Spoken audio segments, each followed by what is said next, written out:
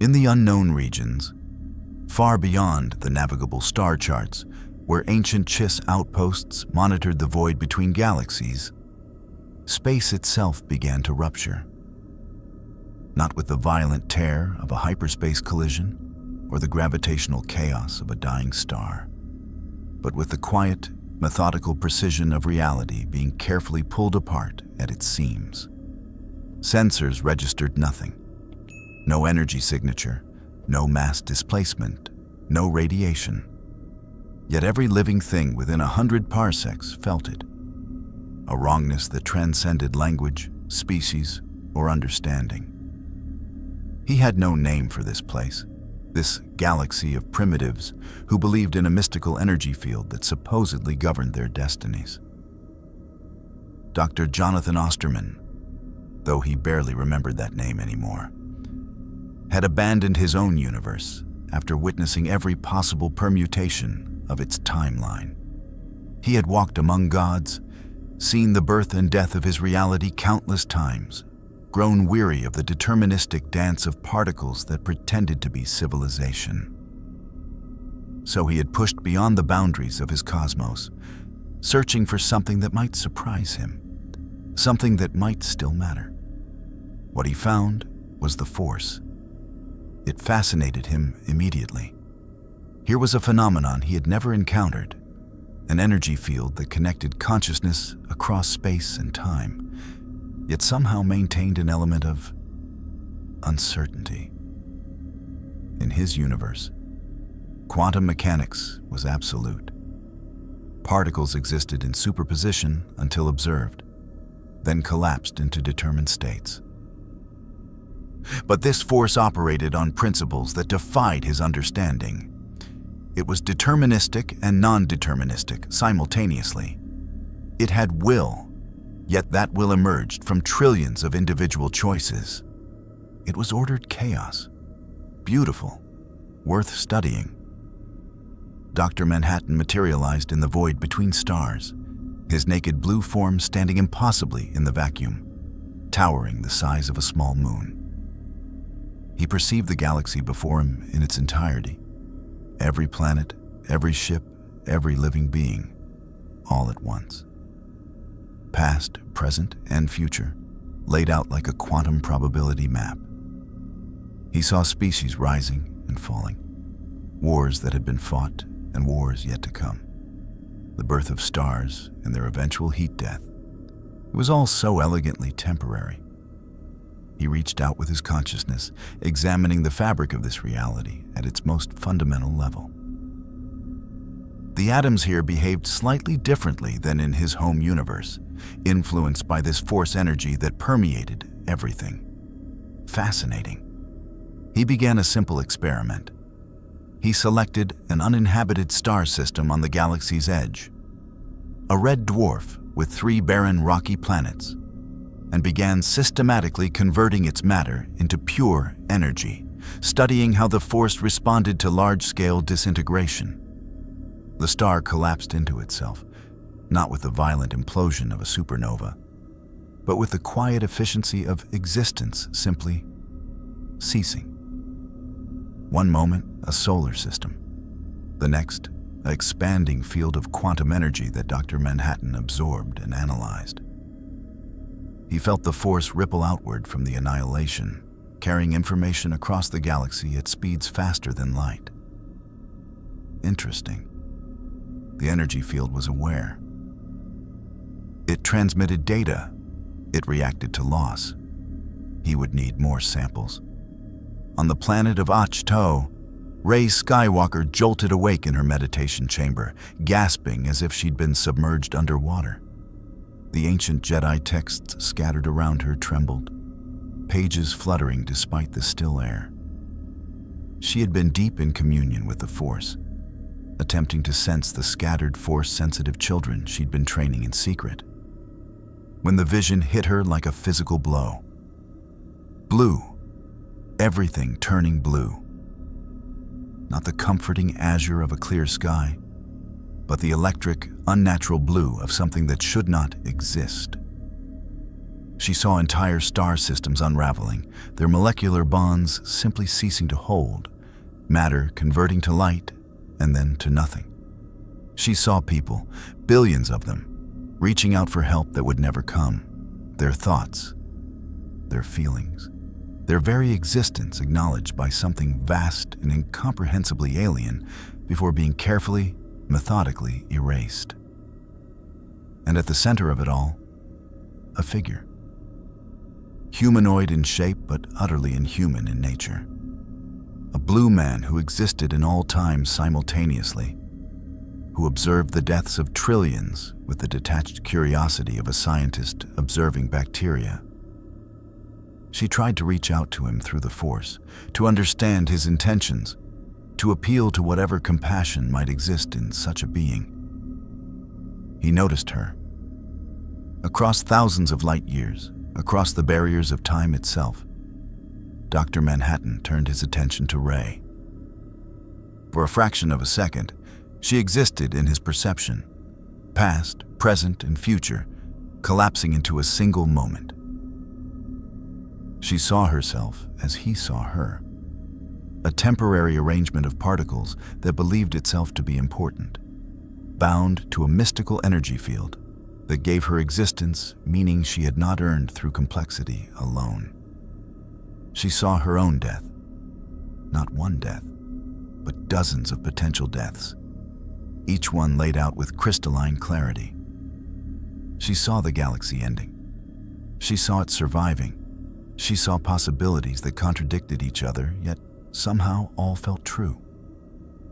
Then the connection severed, and Rey collapsed, blood trickling from her nose. Across the galaxy, every Force-sensitive being capable of precognition experienced the same vision simultaneously. On Coruscant, a former First Order officer turned reluctant. Jedi apprentice screamed himself awake, his quarters in the rebuilt Jedi temple suddenly feeling like a coffin. On Dathomir, the few surviving Night Sisters felt the Force convulse and began preparing rituals not used since the time of the ancient Sith. Even in the far reaches of wild space, hermits and mystics who had hidden themselves from galactic affairs for decades suddenly broke their silence, sending desperate messages across old Rebel Alliance channels. Something had arrived in the galaxy, something the Force itself feared. Dr. Manhattan continued his experiments, unaware of the panic spreading through the civilized systems. Or perhaps aware, but unconcerned. In his perception, the panic was already over. The deaths had already occurred. The survivors had already mourned. Time was merely a landscape he walked through, not a river that carried him. He selected another system, this one with a single gas giant orbiting a dying star, and began the same process of systematic disintegration. The Force screamed again. This time, even non-Force sensitives heard it. If you want to see more characters enter the Star Wars galaxy, hit that subscribe button and drop the name of a character you'd want to see in the comments below. May the Force be with you. In the Oculata system, a New Republic monitoring station picked up readings that made no sense. Their sensors showed a star system on their charts simply disappearing. Not going supernova, not being consumed by a black hole, but ceasing to exist in a way that violated every law of physics they understood. The station commander, a veteran of the Galactic Civil War named Ardo Vess, stared at the impossible data scrolling across his screens. "Get me New Republic Command," he said quietly. "Tell them we have a code ontological." His second officer looked up, confused. "Sir, that code doesn't exist. It's theoretical." "It exists now," Vess interrupted, his hands shaking as he watched another star system wink out of existence on the long-range sensors. "It means something is destroying reality itself. The New Republic Senate chamber on Hosnian Prime, rebuilt after the First Order's devastating attack years prior, erupted into chaos. Holographic representatives from 1,000 worlds flickered in their designated spaces, each one shouting over the others, demanding answers that nobody possessed. Chancellor Ransom Casterfo stood at the central podium, his normally composed demeanor cracking under the weight of reports flooding in from across the galaxy. "Order!" he shouted, his voice amplified by the chamber's acoustics. "I will have order." The cacophony diminished slightly, enough for him to continue. "We have confirmation from naval intelligence. 3 star systems in the unknown regions have disappeared in the last 12 hours. Not destroyed, disappeared. All matter, all energy, simply converted to nothing."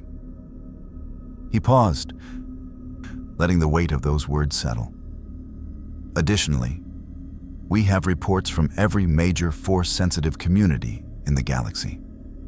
They're calling it an existential threat, something that the Force itself cannot predict or understand." A Celestin senator stood, her translator device converting her native speech into basic. "What of the Jedi? If this is a Force matter, surely Rey Skywalker and her students—" "Rey is already en route to Coruscant," Casterfo interrupted. "She'll address the Senate directly, but I'll tell you what she told me. This is beyond the Jedi, beyond the Force, beyond anything our galaxy has faced before." In the dim cargo hold of a converted transport vessel, Rey sat in meditation, trying to calm the tempest raging through the Force around her. Her dozen students, former scavengers, soldiers, politicians, even a reformed First-Order TIE pilot, sat in a circle around her, their faces etched with fear. They had all felt the disturbance. They had all seen fragments of the vision. "Master Rey," one of them spoke, a young Twi'lek woman named Senna. "In the vision, I saw him looking at us, not threatening us, just observing, like we were insects under glass. What is he?" Rey opened her eyes, the weight of leadership pressing down on her shoulders. She thought of Luke, of Leia, of all the Jedi Masters who had guided her. None of them had prepared her for this. "I don't know," she admitted, "but I felt his attention through the Force. He's not evil, not in the way the Sith were evil. He's not driven by hatred or hunger for power. She struggled for the words. Detached, curious. He views the galaxy the way we might view a holobook, interesting, worth studying, but ultimately just a story that will end." "Can we fight him?" asked Jack, the former TIE pilot, his hand instinctively moving to where his lightsaber hung at his belt. "No," Rey said flatly. "I don't think we can. But maybe we can make him understand why he shouldn't destroy us."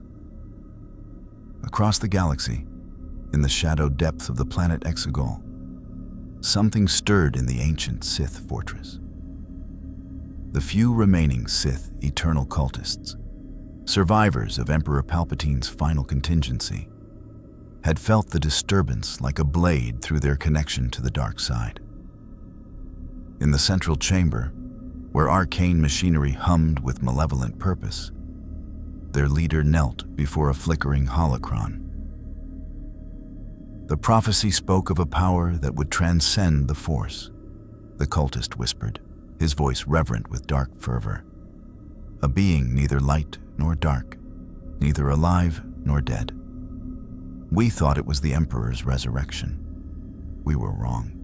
This is what was promised." Another cultist, her face hidden behind a crimson mask, approached. "The entity consumes without desire, destroys without anger.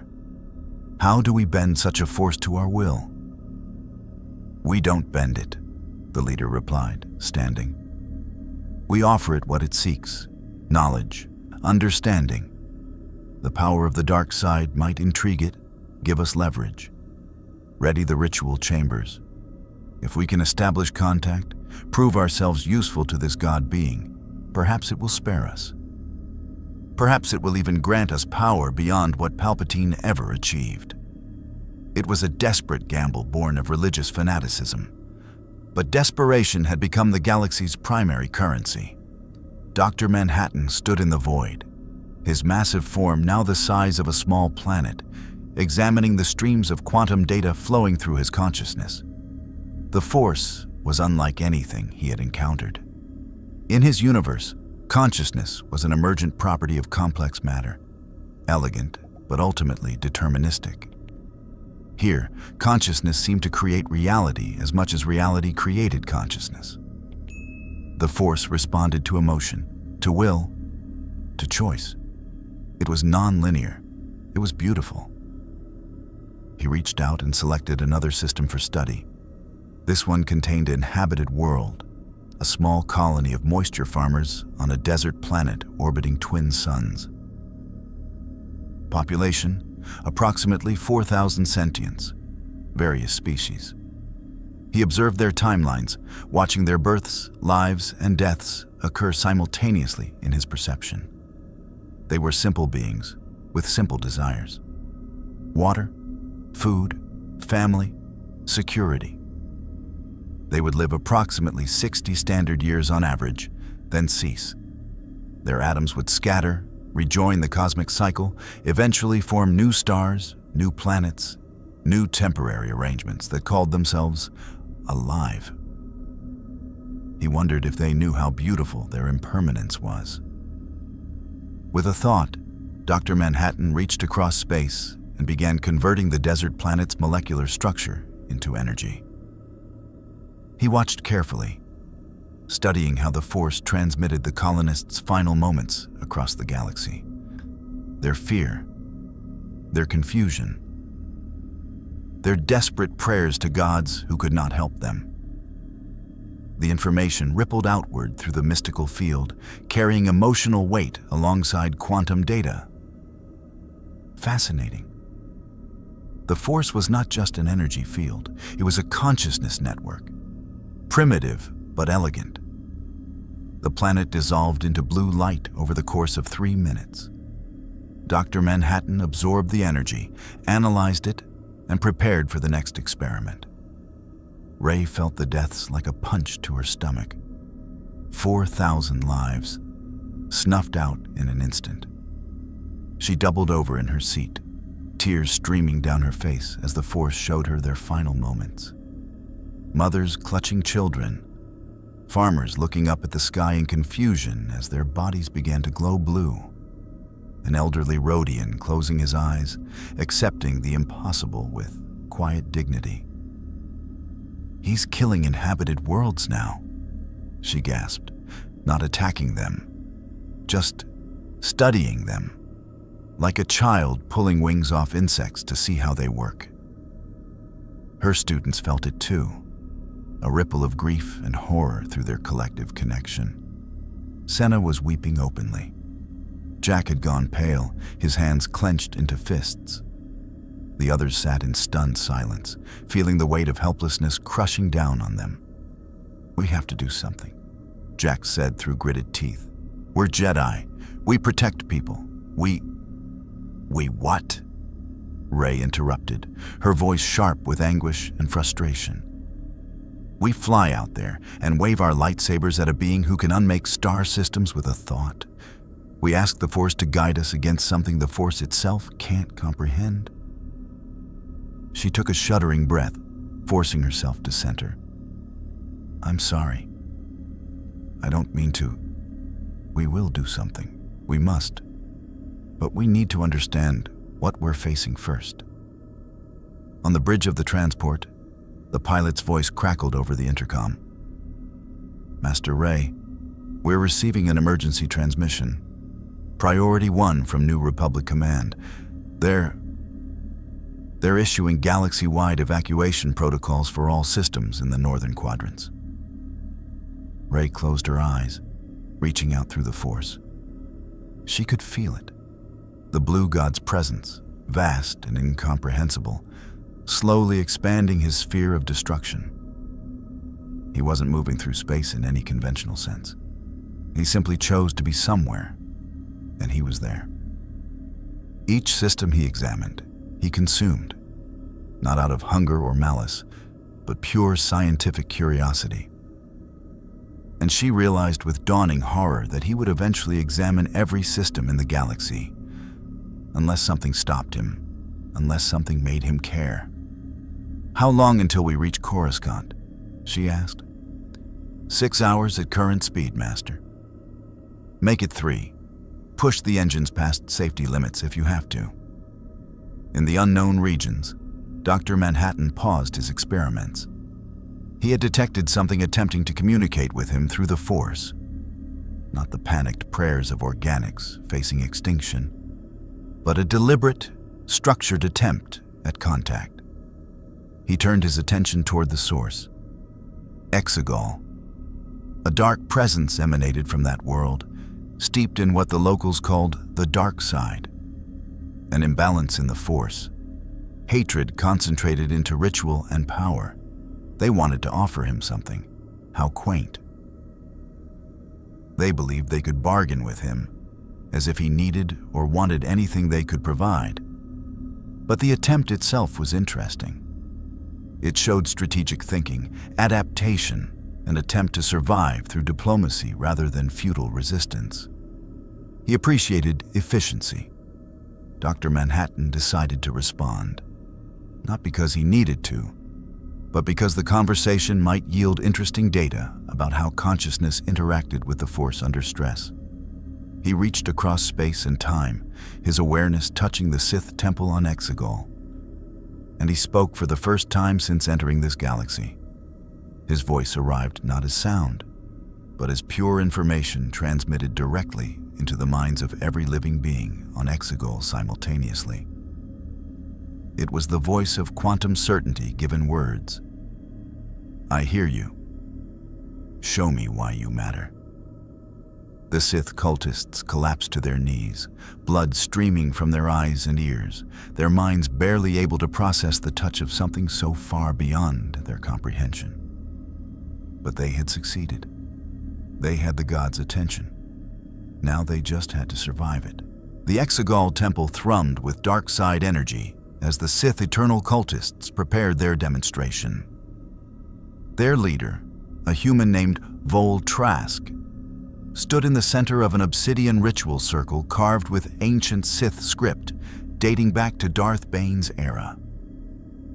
Around him, 13 cultists channeled their hatred and ambition into the Force, creating a maelstrom of dark power that would have impressed even the most accomplished Sith lords of old. But they were not trying to impress dead Sith. They were trying to prove their worth to something that viewed the entire galaxy as temporary.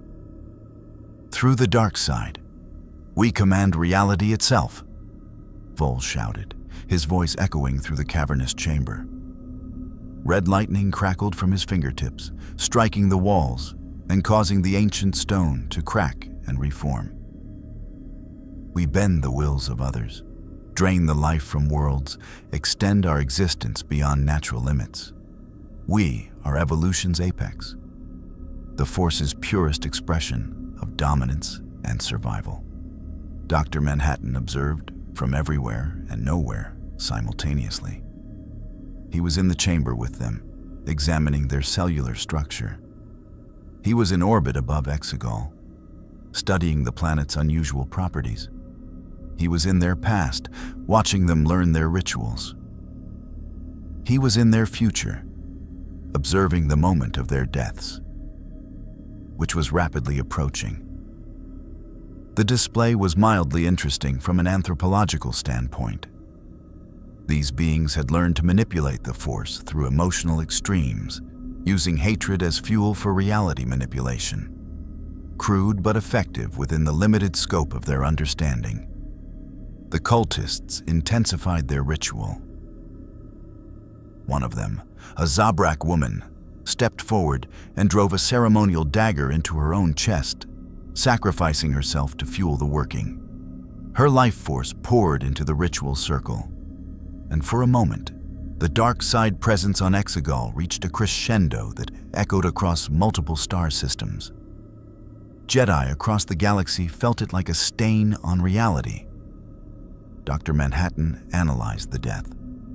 The woman's consciousness had not simply ceased, it had been absorbed by the Force itself. Her essence temporarily maintaining coherence within the field before dissipating into the cosmic background. The Force was not merely energy. It was a repository for consciousness, a living memory of everything that had ever existed in this galaxy. That was why it could react, why it could have will. It was the accumulated experience of billions of years of life and death. This changed his understanding, slightly. "We offer you knowledge," Vol continued, his voice growing desperate as he sensed the entity's detachment. "The secrets of eternal life, of bending reality through will alone. We can teach you to use the Force, to transcend even your current state. With our guidance, you could become more than you are." For the first time since arriving in this galaxy, Dr. Manhattan felt something approaching amusement. These primitives thought they could teach him. They believed their parlor tricks with fundamental forces represented transcendence. They couldn't see that he already operated at a level they could never comprehend, manipulating reality at the quantum level, existing across all time simultaneously, perceiving every possible permutation of causality. He manifested before them. The blue figure appeared in the center of the ritual circle, towering 30 feet tall, his form radiating energy that made the dark side manifestations look like candle flames before a supernova. The cultists staggered back, their ritual collapsing as the sheer presence of something so far beyond their understanding overwhelmed their concentration. Several collapsed immediately, their minds unable to process what they were witnessing. Others screamed. One tried to attack him with force lightning. The red electricity struck Dr. Manhattan's chest and simply ceased to exist. The energy converted into harmless photons that scattered across the visible spectrum. "Your demonstration is complete," Manhattan said, his voice simultaneously a whisper and a thunderclap. "You have shown me what you consider significant. I will now show you what I consider significant." He reached out with his consciousness and inverted the gravitational constant of Exegol's core. The planet lurched, not violently, but with the methodical precision of a surgeon making an incision. The cultists fell to their knees as the ground beneath them began to lose cohesion, molecular bonds weakening at Manhattan's command. They had seconds before the entire world would fold in on itself and cease to exist. "Wait!" Vol screamed, scrambling backward. "We can be useful. We know the secrets of this galaxy, the hidden places, the ancient knowledge. Please." Dr. Manhattan paused. Not because the cultists' pleas moved him, but because the man's desperate survival instinct reminded him of something he had long forgotten: the human need to believe existence had purpose. In his own timeline, he had watched John Osterman's former lover, Lori, struggle with existential questions. He had watched humanity face extinction and cling to hope despite mathematical certainty of doom. These Sith were the same. Organisms programmed to survive, creating elaborate philosophies to justify their continuation. He restored Exegol's gravitational constant. The planet stabilized. The cultists gasped for air, some weeping with relief, others staring at him with religious awe. "You are not useful," Manhattan stated, "but you are consistent with patterns I have observed. You seek to negotiate for survival despite having nothing I require. You attach meaning to your existence through ideology and ritual. You believe your continued existence matters simply because you exist." He tilted his head, studying them like specimens. "Your desperation has reminded me why I came here. To understand why temporary arrangements of matter insist they are important.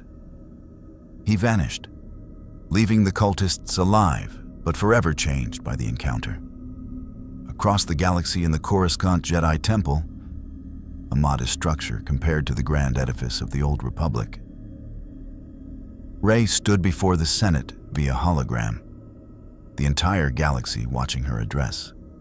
She looked exhausted, her robes wrinkled from the rushed journey, but her voice carried the weight of urgency. Members of the Senate, citizens of the Republic, I will not lie to you about what we face, she began. A being of immeasurable power has entered our galaxy. In the last 24 hours, he has erased 7 star systems, 3 uninhabited, 4 with sentient populations. Over 30,000 beings have died. The Force shows me he will not stop unless something changes his mind. The Senate chamber erupted in panicked shouting. Rey raised her hand, and the Force carried her voice over the chaos. I know you want me to say the Jedi will handle this, that we'll find a way to defeat this threat like we defeated the Empire, like we defeated the First Order. But this is different. She paused, meeting the eyes of senators through the holoprojectors. This being, we're calling him the Blue God for lack of a better term. He doesn't hate us. He doesn't want to conquer us or enslave us. He's studying us. To him, we're specimens. Interesting quantum patterns that will eventually cease. He destroys not from malice, but from curiosity. Chancellor Casterfo stepped forward. Then how do we stop him? We don't, Rey said quietly. We can't. His power operates on a level beyond the Force. But she took a deep breath, centering herself. I believe we can appeal to him. Make him understand that our existence has value beyond our atomic composition. Show him why consciousness, why choice, why life matters, even if it's temporary. How? Casterfo demanded. How do you convince a god that mortals deserve to live? Rey turned to look out the temple window at the endless cityscape of Coruscant.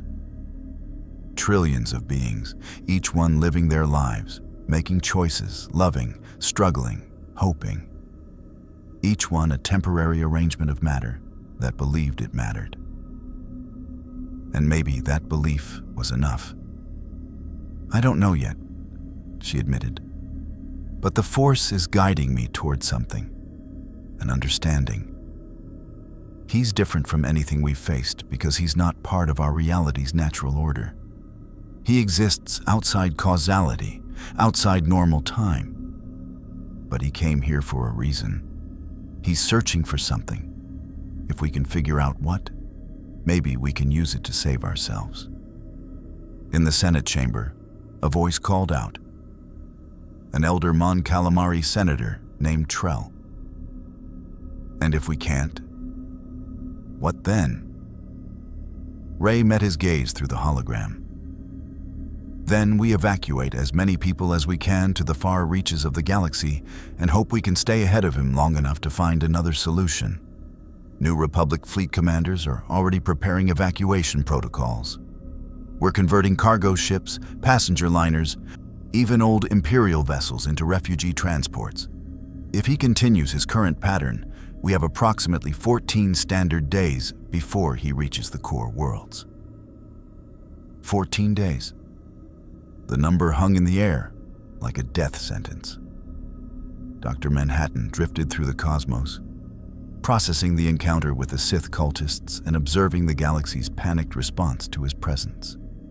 Fleet movements, evacuations, emergency broadcasts, trillions of organisms scrambling to escape something they couldn't outrun. It was inefficient. They would exhaust their resources, fracture their social structures, descend into chaos long before he reached their core systems. Unless that was the point. Perhaps their survival instinct overrode logic. Perhaps the struggle itself gave them purpose. He decided to alter his methodology. Instead of systematically working inward from the outer rim, he would jump to different regions, study diverse populations, observe how they reacted differently to the same existential threat. The core worlds would provide interesting data. Highly developed civilizations with complex social hierarchies.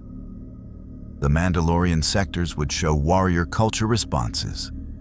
The Hutt territories would demonstrate criminal organization survival strategies. He selected his next destination, the Fondor shipyards, a hub of industrial activity, millions of workers constructing vessels for the new Republic fleet. He would observe them in their element, building instruments of war and commerce. And then he would consume the system. Their industry, their purpose, their productivity would all prove equally temporary. Perhaps their final moments would reveal something about why they bothered. Dr. Manhattan teleported across 3,000 light-years in an instant and began materializing above Fondor. The shipyard workers never saw him coming. One moment they were welding hull plates and calibrating hyperdrive motivators. The next, every alarm in the system screamed warnings that made no sense. Gravity fluctuating, molecular bonds weakening, reality itself becoming negotiable. A human foreman named Cass Lowen looked up from her datapad and saw him through the transparisteel viewport of the construction dock. A giant blue figure hanging in space like an angry god, his hand outstretched toward the shipyards. She had just enough time to hit the emergency evacuation alarm before the docking station began to glow with that terrible blue light. "All personnel, evacuate immediately." Her voice boomed through the station speakers. "This is not a drill. Get to the escape pods now." Thousands of workers ran for their lives. Some made it to escape pods. Most didn't. Dr. Manhattan watched them flee with detached interest, noting how their survival instinct overrode social conditioning, workers trampling each other, supervisors abandoning subordinates, species solidarity breaking down under existential pressure. Fascinating. Crisis revealed the truth beneath civilized behavior. The shipyards began to dissolve. Durasteel converted to energy. Atmosphere vented into space and converted midstream. The massive star destroyers under construction, each one a masterwork of engineering representing years of labor, unmade themselves in seconds. Rey felt the deaths like daggers in her heart. Thousands of lives, snuffed out while trying to build something, while trying to contribute to their civilization's survival. She reached out through the Force, desperately trying to touch the blue god's consciousness, to make him feel what she felt. For a fraction of a second, their minds connected. She saw the universe through his eyes. All of time laid out simultaneously, causality visible as a web of quantum probability, consciousness reduced to particle arrangements following deterministic paths. She saw beauty in it, the terrible beauty of a clockwork cosmos where everything was ultimately predictable, where free will was illusion and choice was chemistry. But she also felt something unexpected: loneliness, vast, incomprehensible loneliness stretching across eons. Dr. Manhattan perceived everything, understood everything. And in that complete knowledge, he had nothing left to discover, nothing left to surprise him. He had come to this galaxy hoping the Force might provide that missing element: uncertainty, genuine unpredictability, proof that the universe could still surprise him. The connection broke. Rey collapsed, gasping, blood running from her nose and ears. But she was smiling through the pain.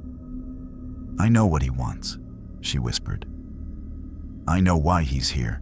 The converted cargo hauler that served as Rey's mobile base dropped out of hyperspace at the edge of the Coruscant system, joining a growing armada of mismatched vessels. New Republic warships flew alongside First Order remnant destroyers, their old enmities temporarily forgotten in the face of extinction. Mandalorian clan ships held formation with Hutt cartel freighters. The galaxy's fractured civilizations were slowly, painfully uniting, not through diplomacy, but through shared terror. Rey stood in the ship's common area, surrounded by her students and a hastily assembled council of military commanders, senators, and Force sensitives from across known space. A holographic tactical display showed the Blue God's movements, erratic jumps across the galaxy, each one marking another system consumed. Fondor, the Hapes cluster, Kashyk's moon. He wasn't following a pattern, he was sampling. "You said you know what he wants," Chancellor Casterfo's hologram stated, his exhaustion evident in the lines around his eyes. "Please, Rey. We've lost 53 star systems in 36 hours. Billions are dead. Our evacuation efforts are collapsing into panic and chaos. What did you learn?" Rey steadied herself, still feeling the lingering effects of her brief connection with Manhattan's consciousness. "He's lonely," she said simply. "He exists outside time, experiencing all moments simultaneously. In his universe, everything is deterministic, predictable. He came here because the Force is something he's never encountered, something that operates on principles he doesn't fully understand. It intrigues him." A grizzled Rebel Alliance veteran, General Tycho Calrissian, Lando's nephew, leaned forward. "So, he's destroying entire civilizations out of curiosity? Academic interest?" "Not destroying," Rey corrected. "Studying. To him, there's no moral difference between studying a star system with people and one without. Both are temporary quantum arrangements. Both will eventually cease. He's just accelerating the process to gather data." "That's insane," muttered a Mon Calamari admiral. "No," Rey said quietly. "It's logical. From his perspective, utterly logical. Death is inevitable. Entropy is universal. He's simply examining how the Force integrates consciousness with matter during the transition from existence to non-existence." Jacques, her former First Order student, slammed his fist on the table. "Then we're trying to reason with a monster who doesn't even recognize that he's committing genocide." "He's not a monster," Rey insisted. "Monsters act from malice, from hatred. He's something worse. He's indifferent. We don't register as significant enough to warrant moral consideration. We're like bacteria to him. Do you commit genocide when you sterilize medical equipment?" The room fell silent, the weight of their impossibility settling like a shroud. Finally, an elderly voice spoke up. A Keldor Force mystic named Gruz, who had studied ancient Jedi philosophy for decades. "If he seeks understanding of the Force," Gruz said slowly, "then perhaps we provide him with a demonstration he cannot dismiss. The Force is not merely energy manipulation. It is choice. It is the universe experiencing itself subjectively, making decisions that retroactively define causality. If he exists outside time, he experiences a universe where all outcomes already exist simultaneously. But the Force," the mystic gestured, making the air shimmer with visible energy. "The Force exists in the present moment. It responds to emotion, to will, to choices not yet made. It is uncertainty incarnate." Rey felt the truth of those words resonate through her being. Yes, that's it. He can see all possible futures, but he can't predict which one the Force will actualize, because the Force itself doesn't know yet. That's what fascinates him. That's why he hasn't left. "So how do we use that?" Casterfo demanded. Rey closed her eyes, reaching out through the Force, feeling its vast web of connection spreading across the galaxy. Every living being contributed to it, their emotions and choices creating ripples that affected the whole. It was messy, chaotic, beautiful, the exact opposite of Manhattan's ordered, deterministic universe. "We show him what the Force truly is," she said. "Not through combat or displays of power. He's beyond that. We show him through choice, through connection, through millions of beings making unpredictable decisions that matter despite their cosmic insignificance. We make him see that the very impermanence he finds so trivial is what gives existence meaning." "How?" Senna asked, her voice small. "I don't know yet," Rey admitted. "But I need to speak with him directly. Really speak with him, not just touch his consciousness briefly. I need to establish a dialogue." "That's suicide," General Calrissian stated flatly. "You felt what happened at Fondor. Anyone who gets close to him—" "I'm aware of the risk," Rey interrupted. "But I'm a Jedi. This is what we do. We stand between danger and those who cannot defend themselves. And right now, the entire galaxy needs someone to stand between them and a God who doesn't understand why they deserve to live." Dr. Manhattan stood in the ruins of what had been Kashyyyk's primary moon. The Wookiee colony there had been small, only a few thousand individuals. But their connection to the Force had been strong. They were a warrior people who valued honor, family, loyalty. They had faced their annihilation with courage, some fighting futilely, others gathering their families close, still others howling traditional death songs that echoed through the Force. He had preserved one of them before the moon's dissolution, a Wookiee elder who had been leading the death songs. The creature now existed in a state of quantum suspension, neither fully alive nor dead, its consciousness maintained in a pocket dimension of Manhattan's creation. He studied it, examining how the Force flowed through its neural pathways, how emotion and biology intertwined to create something the Wookiee would call a soul. "Why do you sing when you die?" Manhattan asked, his voice appearing directly in the Wookiee's mind. The elder, Grosnask, regarded the blue god with eyes that held no fear, only sorrow and acceptance. He responded in Shai-Riwook, knowing somehow that this being would understand. "We sing so that the Force remembers us, so that our packmates feel our presence even after we join the cosmic howl. We sing because silence in the face of ending is to deny that we ever mattered." "But you do not matter," Manhattan stated factually. "Your existence is a temporary fluctuation in quantum probability. You will cease. Your songs will fade. The Force itself will eventually dissipate when this universe reaches heat death. Nothing you do has permanent significance." Grosnak bared his fangs, not in aggression, but in something approaching pity. "You are powerful beyond measure, yet you understand nothing. We do not sing because we will last forever. We sing because we will not.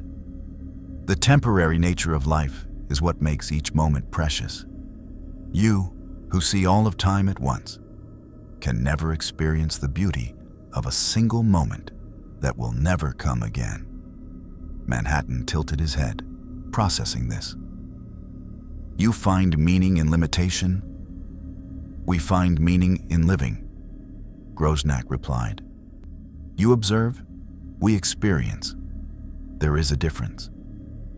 For the first time in eons, Dr. Manhattan felt something that might have been curiosity evolving into genuine interest. This primitive creature, facing omnipotent power, was attempting to teach him philosophy. The audacity was refreshing. "Show me," Manhattan said. He released Grosnak from quantum suspension and restored Kashyyyk's moon, not as it had been, but as a perfect simulation based on his stored observations. The Wookiee colony reappeared, each individual restored to the moment before their dissolution. They were not truly alive, merely precise recreations, quantum puppets following predetermined patterns. But to Manhattan's surprise, the Force responded to them as if they were real. The mystical energy field could not distinguish between authentic consciousness and sufficiently complex simulation, or perhaps it simply chose not to. Grosnak stumbled as reality reasserted itself, surrounded by his packmates who looked around in confusion. Some remembered dying. Others had no memory of the Blue God's intervention. The Elder turned back to Manhattan and howled, a sound filled with joy, grief, gratitude, and defiance all at once. "This is a gift we did not earn," Grosnak said. "Why?" "An experiment," Manhattan replied. "I want to observe authentic choice under controlled conditions. You and your people have been given continued existence. Show me what you do with it." He vanished, leaving the Wookiees to grapple with resurrection and borrowed time. The news spread across the galaxy within hours. A destroyed world had been restored. The Blue God had shown mercy, or at least something that resembled it. Hope, that most dangerous of emotions, began to kindle in desperate hearts. If one world could be spared, perhaps others could too. Perhaps this entity could be reasoned with after all. Rey felt the shift in the Force immediately. The restoration of Kashyyyk's moon created a ripple of possibility that hadn't existed before. The Blue God was no longer purely destructive. He was experimenting with creation as well. That meant he was learning, adapting, engaging with the galaxy rather than simply cataloging it. "This is our chance," she told her assembled council. "He's shown he can be moved, even if only slightly. That Wookiee elder somehow made him curious enough to restore an entire world. If one voice can accomplish that, imagine what millions of voices could do." "You're proposing what exactly?" asked Admiral Delthrin, a sharp-eyed human woman who commanded the Republic's Second Fleet. Rey turned to face the holographic display showing the galaxy's populated systems. "We make ourselves impossible to ignore. Every sentient being in the galaxy, all at once, reaching out through the Force, or reaching out however they can if they're not Force-sensitive.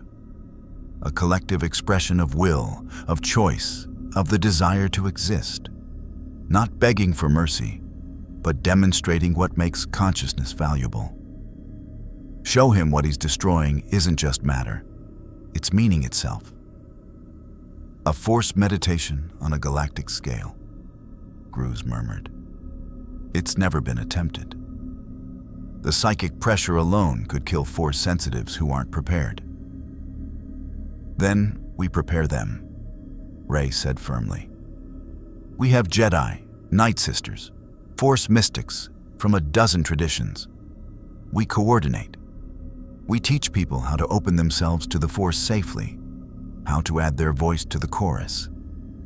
And those who can't touch the Force directly, they can still participate through intention, through choosing to matter." Chancellor Casterfo looked skeptical. "And you think this will work? That this Blue God will stop destroying systems because we all think really hard at him?" "No," Rey admitted. "I think it will make him pause. Make him curious enough to actually communicate with us rather than just study us. And in that pause, that moment of genuine connection, maybe, just maybe, we can show him something his deterministic universe never could. Genuine surprise." The Council argued for hours, but ultimately they had no better options. Evacuation was failing. Military resistance was impossible. Diplomatic negotiation required a willing participant. This was their only play. a desperate gamble that appealed to a god's curiosity rather than his conscience. Dr. Manhattan observed the galactic response to Kashyyyk's restoration from multiple vantage points simultaneously. He saw the hope spreading like a virus through communication networks. He saw religious fervor intensifying. He saw political leaders attempting to spin the event as proof of divine favor. He saw the Jedi, particularly the one called Rey, organizing something unprecedented. Interesting. They had interpreted his experiment as mercy. They had constructed a narrative where his actions carried moral significance rather than scientific curiosity. They were projecting their own values onto him, attempting to forge connection through misunderstanding, typical organic behavior. But the Wookiee's words lingered in his consciousness like an equation that wouldn't balance. We find meaning in living. You observe, we experience. Could that be true? He experienced everything simultaneously, every moment of every timeline accessible to his perception. But did he experience anything in the way these limited beings did? Living in the present moment, unable to see what comes next, making choices that felt genuine because the outcome remained uncertain. He thought of his former life as Jonathan Osterman, that limited human had experienced wonder, love, fear. Then the accident had expanded his consciousness beyond comprehension, and he had gained the universe but lost the capacity for genuine surprise. He had thought it a worthy trade, power and knowledge in exchange for the illusion of significance. But what if it wasn't an illusion? What if limitation itself enabled a form of experience he could no longer access? The question bothered him. Questions weren't supposed to bother him. He had abandoned questions in favor of certainty eons ago. Dr. Manhattan decided to observe this galaxy-wide meditation the Jedi were organizing. Not to be moved by it, he was beyond such manipulation, but to study whether collective consciousness truly could generate emergent properties that transcended individual perception, and perhaps in a way even he did not fully acknowledge. To see if these temporary beings could show him something he had forgotten how to feel. Wonder, the ancient force entity known as the Bendu, had not manifested in physical form for decades. Content to drift through the cosmic currents of the Force, observing the galaxy's endless cycle of conflict and resolution. It existed in the balance between light and dark. Neither Jedi nor Sith, a creature of pure Force consciousness that had witnessed the rise and fall of countless civilizations. But the arrival of the Blue God had disturbed that balance in ways the Bendu had never experienced. The Force itself was confused, a phenomenon the ancient being had not thought possible. And so, for the first time in generations, the Bendu chose to take form. On the planet Atolon, where once the Rebel Alliance had made their stand against Grand Admiral Thrawn, the air shimmered and coalesced into the massive, imposing figure of the Bendu. Its voice rumbled like distant thunder, speaking to no one and everyone simultaneously. Something walks among the stars that should not be. Something that exists outside the great pattern. Rey felt the Bendu's manifestation through the Force like a bell being struck in a vast cathedral. She reached out across the distance, her consciousness touching the ancient entity's awareness. "Bendu," she called through the Force. "Will you help us? Will you speak to this being who threatens to consume everything?" The Bendu's response came slowly, weighted with eons of contemplation. "I have already spoken to it, young Jedi. Or rather, it has spoken to me. It asked me what I am. I told it I am the one in the middle. Light and dark meet within me. I asked what it was. A pause that seemed to stretch for eternity. It said, 'It is the one outside.' Time and space meet within it, but meaning does not. It envies us, young Jedi. It envies us our ignorance. Rey absorbed this revelation, her mind racing. Then it can feel. It can want. It can observe its own lack, the Bendu replied. Whether that constitutes feeling, I do not know. But I know this. Your plan to show it collective consciousness may succeed or may fail catastrophically. If you channel that much force energy into a single moment of connection, you may give it exactly what it seeks, a genuine surprise. Or you may simply provide it with more data to analyze before it consumes you all. Do we have a choice? There is always a choice, the Bendu said. But sometimes all choices lead to the same destination. What matters is why you choose. The ancient entity began to fade, its form dissipating back into pure force energy. But before it vanished completely, it offered one final observation. The blue god came here seeking what it has lost. Show it not what you have, but what it has forgotten. That is your only hope. Across the galaxy, preparations for the collective meditation intensified. On Coruscant, Rey and her students worked tirelessly to train volunteers in basic force sensitivity techniques. On Mandalore, warriors gathered in their traditional circles, focusing their will into unity. In the Nar Shaddaa underworld, even hardened smugglers and crime lords participated. Survival transcended ideology.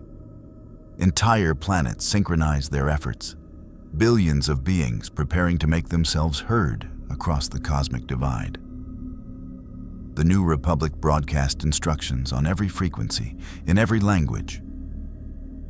At the appointed hour, stop what you are doing. Center yourself. Focus your consciousness. Think of something that gives your life meaning, a person, a memory, a hope. Pour that meaning into the Force or into the universe itself if you cannot touch the Force directly. Make your existence undeniable. Some called it prayer, others called it meditation. The desperate called it their last chance. Dr. Manhattan selected his next study site, the planet Naboo. The world was beautiful by organic standards. Lush forests, sprawling lakes, elegant architecture blending with natural landscapes. It had historical significance too. The former Senator Amidala had come from here, and her story intertwined with the fall of the Old Republic and rise of the Empire. A world where individual choices had cascaded into galaxy-shaping consequences. He materialized in the upper atmosphere, his massive form visible from the surface as a blue star that shouldn't exist. The people of Naboo looked up and knew what was coming. Some fled to their ships, others gathered in the grand temples and theaters, determined to face the end with dignity. Still others simply held their loved ones close and waited. In the royal palace of Theed, the young Queen Alia Nabari stood on her balcony, watching the blue god descend. She was 16 years old, elected to her position in the tradition of her world, carrying the weight of millions of lives on her shoulders. She thought of her ancestor, Padme Amidala, who had faced armies and Sith lords and never surrendered hope. Open a channel, she commanded her advisors. All frequencies. If this god wishes to study us, let him hear what we have to say. Moments later, her voice broadcast across Naboo and beyond, carried on Republic networks to anyone still listening. I am Queen Alia of Naboo, and I speak not to beg for mercy, but to tell you who we are. We are a people who believe in democracy, in art, in the beauty of nature harmonizing with civilization. We have made mistakes. Our world once enabled tyranny through complacency. But we learned. We grew. We became better than we were. That is what consciousness does. It learns. It changes. It chooses to be better. If you consume us, you don't just destroy matter. you destroy potential. You destroy every choice we haven't made yet, every lesson we haven't learned, every moment of beauty we haven't created. I ask you, in all your power, in all your knowledge, can you create something as simple as hope? Can you choose to become better than you are? Dr. Manhattan heard every word. He analyzed the chemical composition of her courage. Adrenaline, cortisol, dopamine interacting with neural pathways to produce the illusion of bravery, despite rational fear. He observed her cardiovascular system straining under stress, her hands trembling even as her voice remained steady. She was a child by her species' standards, playing at leadership, doomed by biology to live perhaps 60 more years if he spared her world. And yet she stood there, defying him with eloquence and determination. He did not consume Naboo, not yet. Instead, he manifested in physical form before the palace, shrinking himself to merely human scale. The Queen's guards raised their weapons, primitive plasma rifles that could no more harm him than thoughts could crack stone. But they stood their ground, creating a barrier between their sovereign and the blue god. "Lower your weapons," Queen Alia commanded, stepping forward. "This is a conversation, not a battle." The guards obeyed reluctantly. The Queen walked to the balcony's edge, standing now only meters from Dr. Manhattan. Up close, his form was unsettling, perfectly proportioned yet wrong, as if someone had created a human from memory alone. His eyes contained universes, swirling with quantum possibilities and mathematical certainty. "You speak of potential," Manhattan said, his voice neither hostile nor kind. "But all potential resolves into actuality, which then decays into entropy.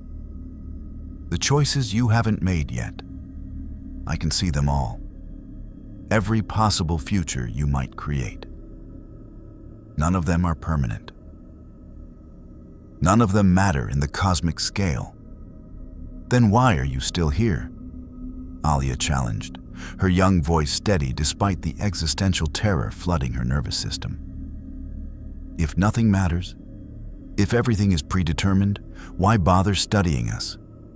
Why talk to me right now instead of simply consuming my world?" You could see this conversation before it happened. You could see my words, my responses. Yet you manifested anyway. That suggests choice. That suggests something about this moment is uncertain, even to you. Manhattan tilted his head, considering. She was more perceptive than he had anticipated. "The Force," he said slowly, "introduces variables I cannot fully predict. Your choices interact with it in ways that retroactively affect causality. That should be impossible. It interests me. Then, let me show you something else about the Force," Alia said, gesturing to her people gathered below in the palace courtyards. Thousands of Naboo citizens stood in meditation circles, their hands joined, their consciousness focused. Watch what happens when millions of beings choose to connect, when temporary existence asserts itself against infinite power. Across the galaxy, the appointed hour arrived. On 10,000 worlds, trillions of beings stopped.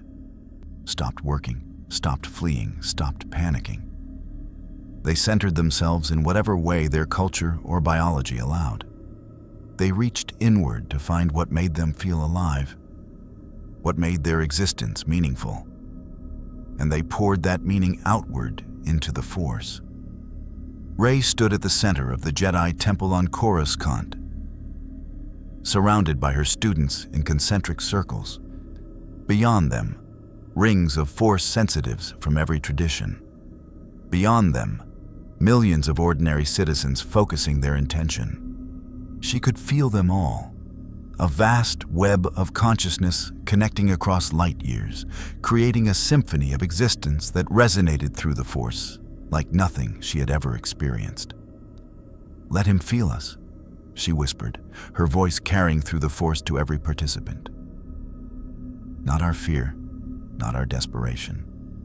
Let him feel our joy, our love, our determination to exist not because we're eternal, but because we're not. Let him feel what it means to be alive. The Force responded. It had been waiting for this. Billions of voices raised in unison, creating a harmonic convergence that rippled across space-time itself. The wave of consciousness expanded outward, carried by the mystical energy field, touching every corner of the galaxy simultaneously.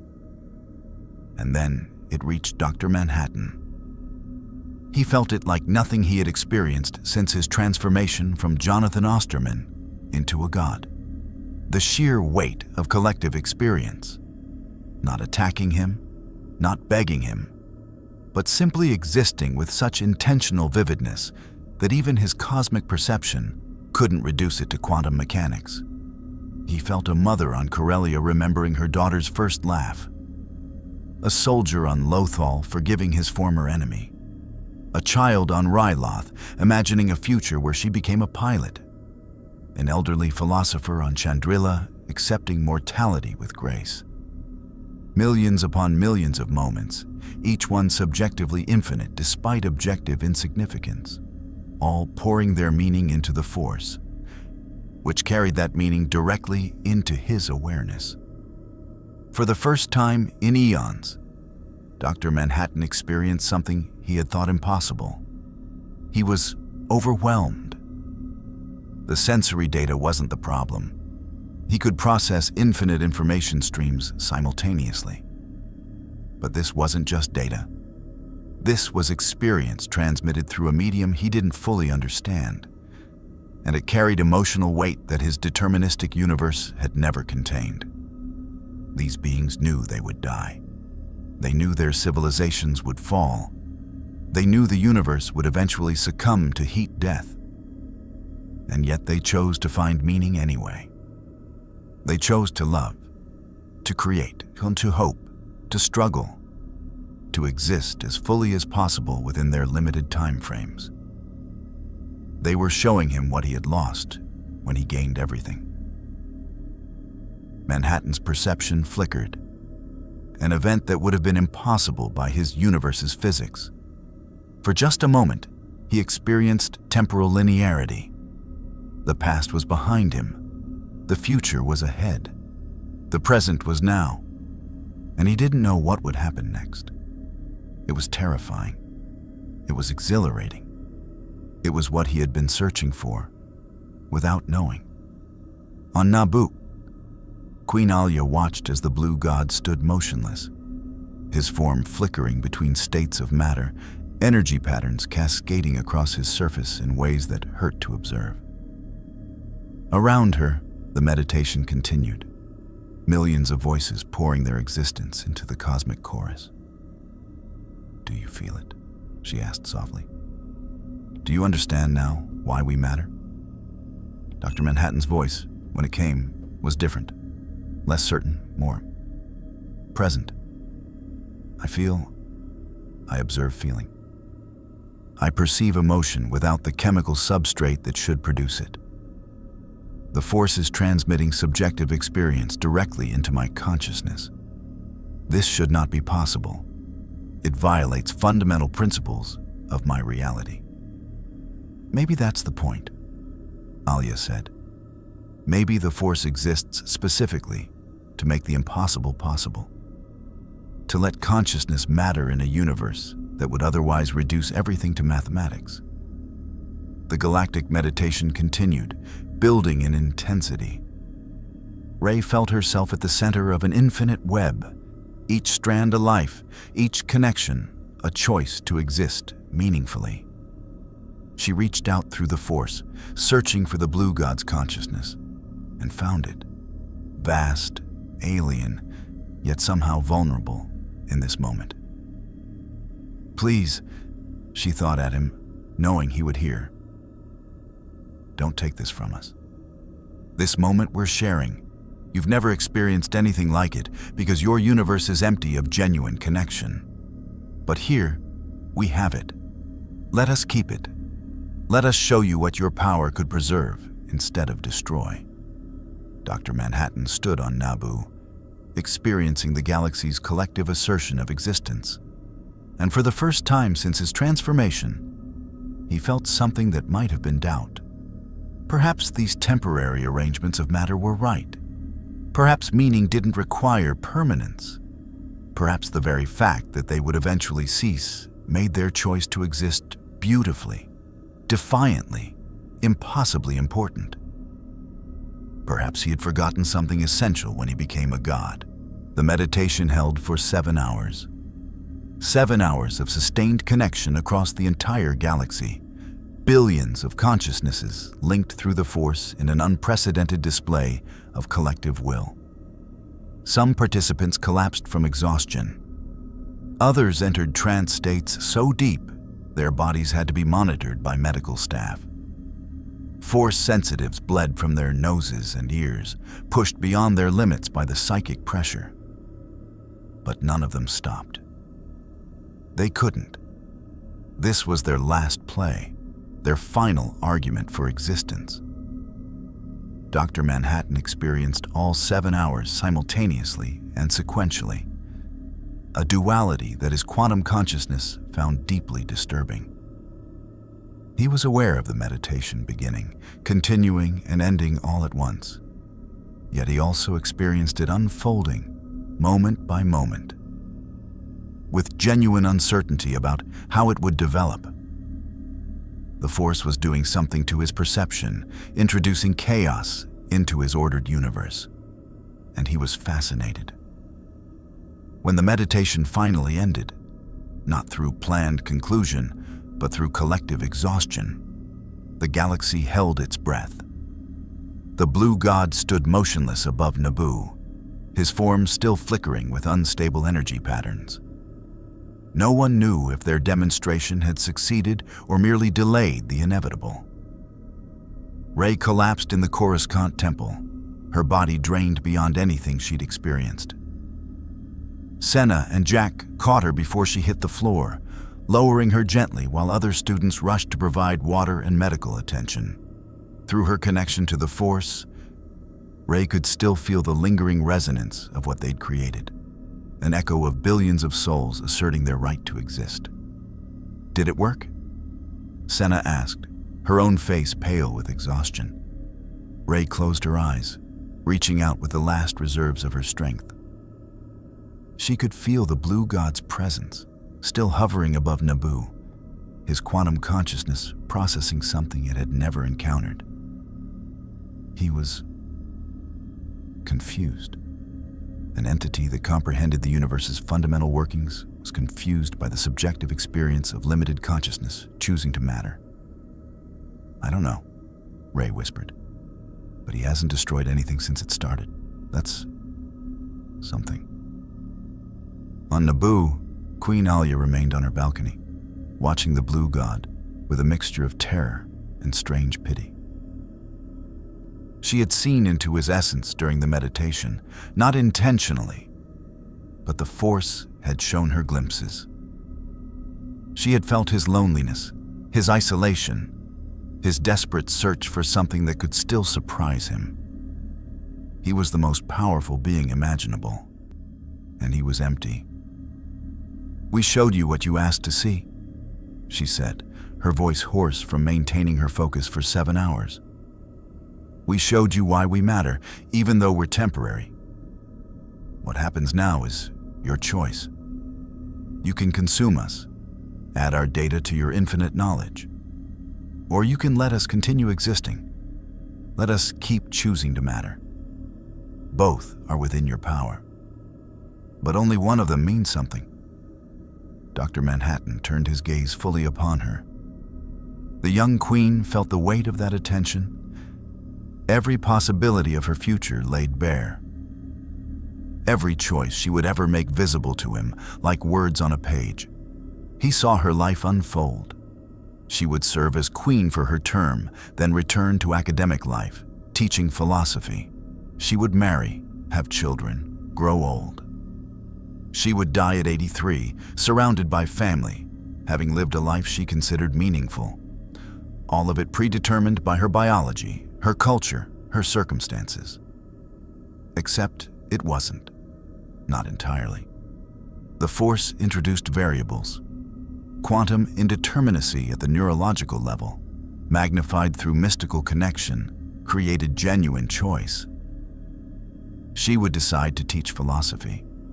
She would choose her spouse. She would select the values she passed to her children. And those choices would ripple through the Force, affecting others, creating cascading consequences that even he couldn't fully predict. "You have given me something I have not experienced in eons," Manhattan said slowly. "Uncertainty. Not about outcomes, those remain probabilistic and calculable, but about the significance of those outcomes. In my universe, meaning is subjective illusion generated by limited consciousness. Here, your Force suggests meaning might be ontologically real, a fundamental property of reality rather than emergent epiphenomenon." "I have no idea what most of those words mean," Alia admitted. "But if you're saying we convinced you that our lives have real value, then yes, that's exactly what we're saying." Manhattan was silent for a long moment, his form stabilizing into consistent matter. When he spoke again, his voice carried something that almost resembled emotion, or at least the memory of emotion. "I came to this galaxy to study the Force, to understand how consciousness could create non-deterministic effects in what should be a deterministic universe. I have consumed 53 systems, killed billions, converted countless worlds to energy. I did this because I viewed your existence as temporary arrangements of matter, interesting, but ultimately insignificant." He paused. "Your collective meditation has introduced doubt, genuine doubt.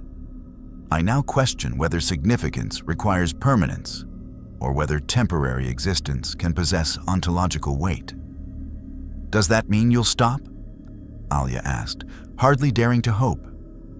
"It means I will consider," Manhattan replied. "I will observe without consuming. I will study your galaxy's continued existence rather than its dissolution. This may provide more interesting data." The blue god vanished, teleporting away to an unknown location. Queen Alia's legs gave out, and she collapsed onto the balcony floor, shaking with relief and residual terror. Her guards rushed to her side, but she waved them off, laughing and crying simultaneously. "Send word to the Republic," she managed. Tell them it worked. He's stopping, at least for now." The news spread across the galaxy like wildfire. Ships that had been fleeing into deep space reversed course. Evacuation efforts halted. Entire civilizations that had been preparing for apocalypse found themselves in an unexpected reprieve. The blue god was no longer consuming systems. He had been moved, or at least made curious enough to pause. But not everyone celebrated. In the hidden depths of Exegol, Vol Trask and his fellow Sith eternal cultists watched the galactic developments with growing fury. They had been the first to make contact with the blue god. They had offered him knowledge, power, the secrets of the dark side. And he had dismissed them, nearly destroying their world before showing arbitrary mercy. Now the Jedi had succeeded where they had failed. Rey Skywalker and her pathetic display of collective consciousness had accomplished what Sith power could not. They had made the god pause, question, reconsider. It was humiliating, unacceptable. "The blue god responds to emotional demonstration," Vol said to his assembled cultists. "The Jedi showed him hope and connection. Very well. We will show him something far more potent. We will show him the raw power of the dark side unleashed. If he seeks strong emotions, we will give him hatred ambition, and hunger that the galaxy has not witnessed since Palpatine's reign. "Master," one of the cultists ventured, "the Blue God resisted our previous attempt. What makes you believe?" "Because he was uninterested then," Vol interrupted. "Now he is curious.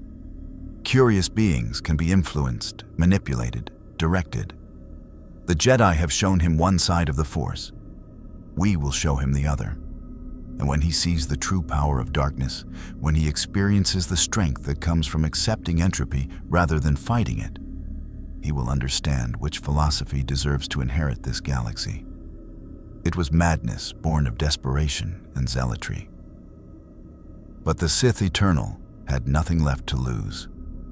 Dr. Manhattan drifted in the void between galaxies, processing the experience of the collective meditation. He had relocated himself outside the Star Wars galaxy proper, maintaining observation distance while analyzing what had occurred. The Force's influence was weaker out here, barely detectable, which gave him space to think without its chaotic interference in his quantum consciousness. He replayed the meditation from multiple perspectives simultaneously. He experienced it as Rey did, focused determination flowing through exhaustion to create something unprecedented. As Queen Alia did, youthful courage confronting cosmic indifference. As the Wookiee Elder Groznak did, acceptance of mortality transmuted into defiant joy. As millions of ordinary beings did, each one finding something in their temporary existence worth asserting against infinity. The cumulative effect had been, he struggled for appropriate terminology. Beautiful? No. That was aesthetic judgment based on subjective preference. Significant? Yes. But that raised the fundamental question: what constituted significance? In his home universe, Jonathan Osterman had become Dr. Manhattan after a laboratory accident atomized his body, and his consciousness reconstituted itself with godlike power. He had gained the ability to perceive and manipulate reality at the quantum level.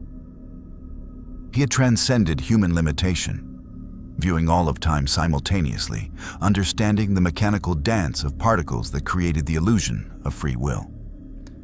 But in transcending limitation, he had lost something: connection, uncertainty, the ability to be surprised, the capacity to exist in a single moment without knowing what came next.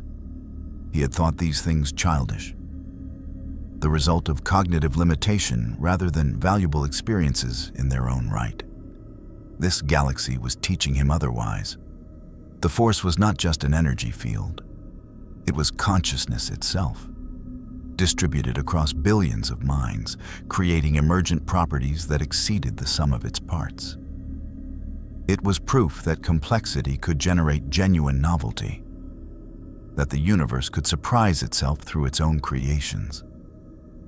And if that was true, then perhaps meaning didn't require permanence.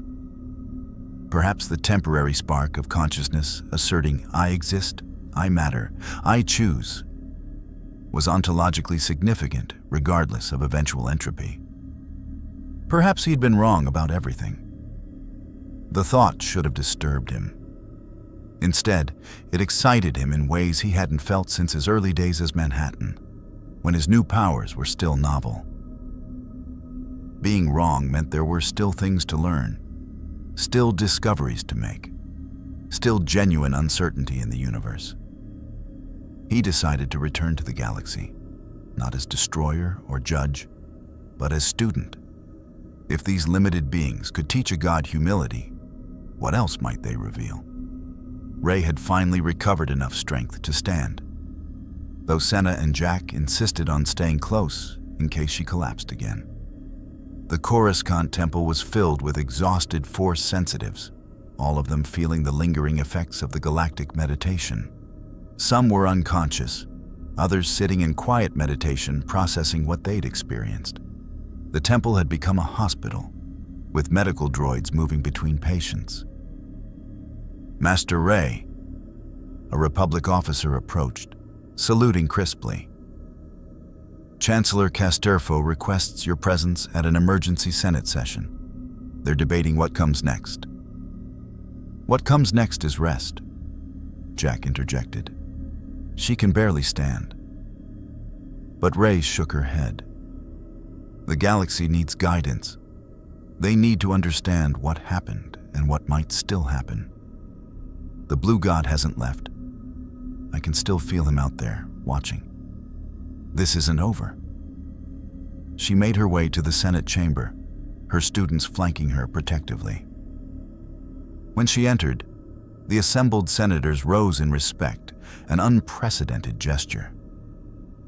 These politicians, who normally spent their time arguing about trade routes and jurisdictional disputes, had witnessed something that transcended politics. The entire galaxy uniting in a single moment of collective will. Chancellor Casterfo greeted her warmly. "Rey Skywalker, what you accomplished today, we accomplished," Rey corrected gently. "Every person who participated, every being who chose to assert their existence. This wasn't the work of the Jedi alone. This was the galaxy itself choosing to matter." "Agreed," Casterfo nodded. "But the question now is, what do we do moving forward? The Blue God has stopped consuming systems, but for how long? Is this a permanent reprieve or merely a delay?" Rey reached out through the Force, trying to sense Manhattan's intentions. His presence was distant now, outside the galaxy proper, but still observing. She could feel his quantum consciousness, analyzing, processing, questioning. He was genuinely uncertain, a state she suspected was novel for him. "I think," she said slowly, "I think we showed him something he'd never encountered. A reason to reconsider. But he's not convinced, not fully. He's in a state of philosophical uncertainty. What we do next will determine whether that uncertainty resolves in our favor or not. Then we must continue demonstrating our value," suggested Gruz, the Keldor mystic, who had also been summoned to the session. Not through grand gestures or desperation, but through simply living, creating art, making discoveries, forming connections, choosing to be better than we were yesterday. If he's watching, let him see consciousness at its finest, not its most fearful. It was sound advice, but Rey felt a disturbance in the Force, a dark current running contrary to the hope spreading through the galaxy. Something was moving in the shadows, something that saw the Blue God's uncertainty as opportunity rather than reprieve. "We need to be careful," she warned. "The dark side is stirring. Someone, somewhere, is planning to use the Blue God for their own purposes. If they succeed in turning his curiosity toward darkness, everything we've accomplished could be undone." The Senate chamber fell silent, the brief moment of celebration replaced by renewed concern. They had won a battle, but the war for their galaxy's survival was far from over. And in the void between galaxies, Dr. Manhattan made a decision. He would return to the Star Wars galaxy. He would immerse himself in their civilization, observe their choices up close, experience their force from within their limited perspective.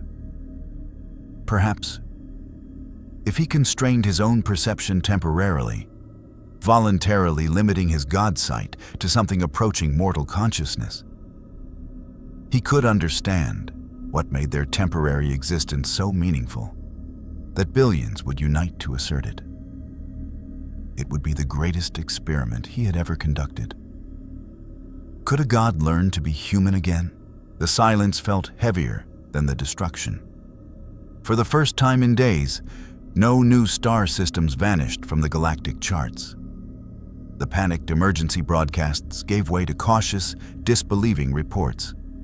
The Blue God had stopped.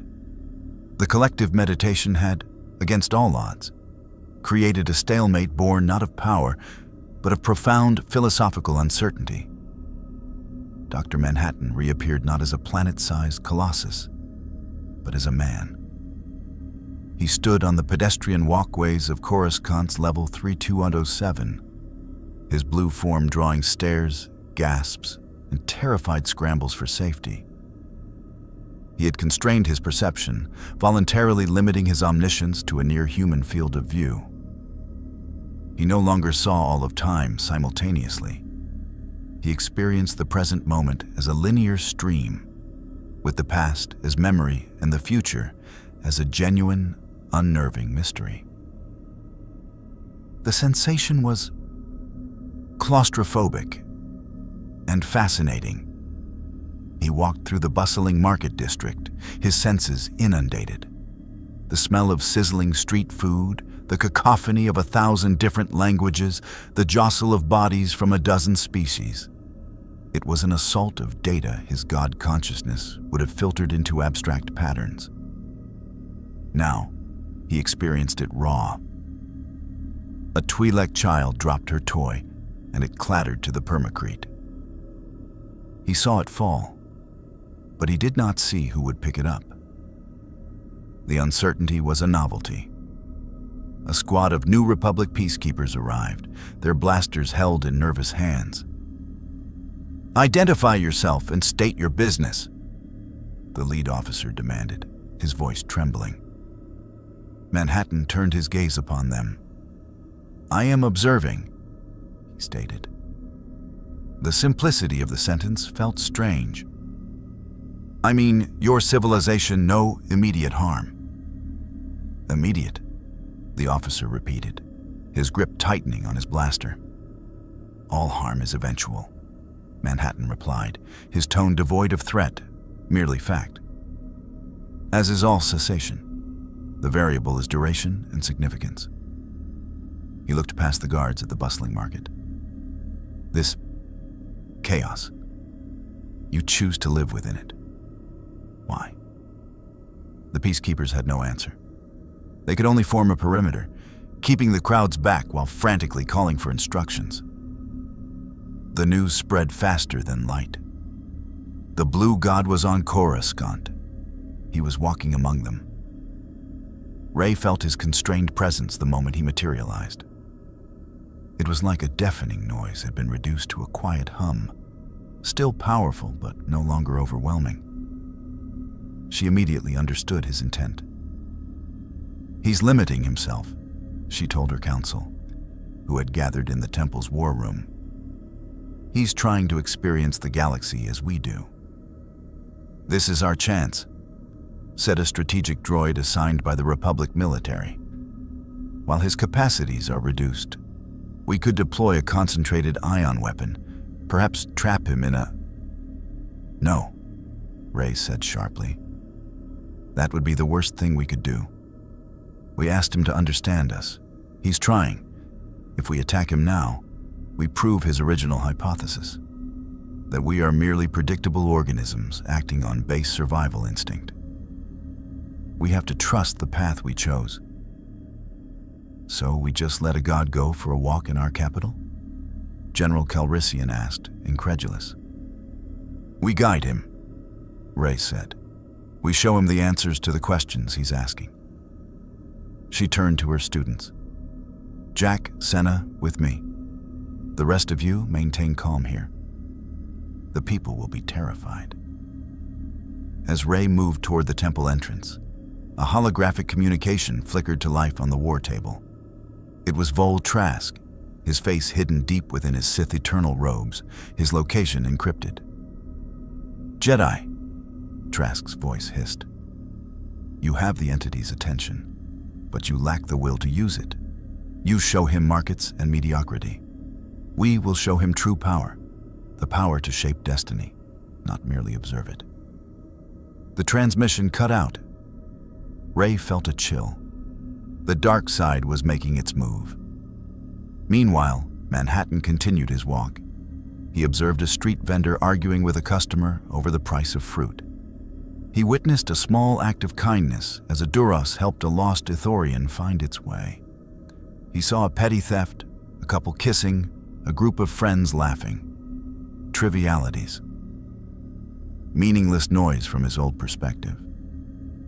But filtered through this new, limited consciousness, each event carried weight. Each was a choice that hadn't been predetermined in his perception until it happened. Rey found him standing before a monument in the old galactic square, a statue commemorating the heroes of the rebellion. He was studying the carved faces of Luke Skywalker and Leia Organa. "They are dead," Manhattan stated without turning. "I perceive their absence in the Force. Yet their presence remains. Their choices echo. How can something that has ceased to exist continue to affect causality?" "That's what legacy is," Rey said, approaching slowly. Jack and Senna hung back, hands near their lightsabers. "It's the meaning that outlives the moment." Manhattan turned to her. In his eyes, she no longer saw the swirling galaxies, but a more focused, intense light. "You are the one who organized the meditation. You channeled the collective will. Why?" "Because it was the only choice that offered hope," Rey replied. "Hope is statistically irrational in the face of overwhelming force," Manhattan noted. "I know," Rey said. "That's what makes it meaningful. It's a choice to believe in a better outcome, even when the evidence suggests otherwise.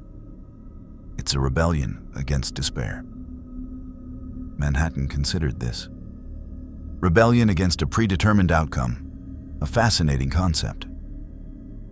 He looked back at the statue. "I have seen the moment of my own creation countless times.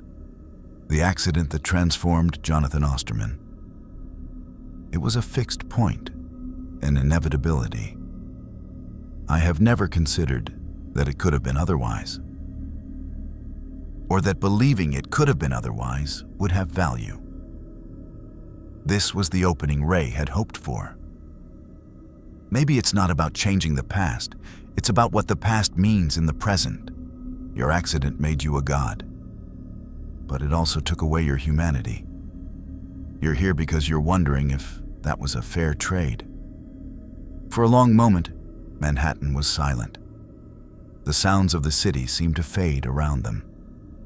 "Show me more," he finally said.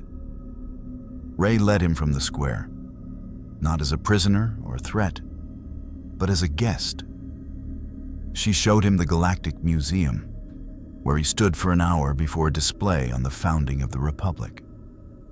She took him to the University of Coruscant, where he listened to a lecture on xenobiology, his expression unreadable. He asked simple, profound questions. Why does this species value community over individual achievement? How does their art reflect their fear of mortality? He was gathering data, but differently now. Not through dissolution, but through dialogue. As dusk fell, they stood on a landing platform overlooking the endless citycape. Billions of lights twinkled into existence, a mirror of the stars above.